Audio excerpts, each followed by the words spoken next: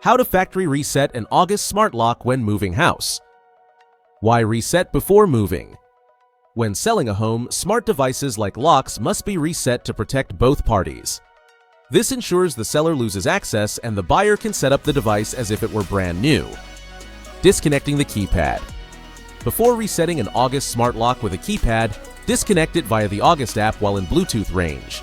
Use keypad settings, tap disconnect, enter the sent code, and press the August logo to complete disconnection.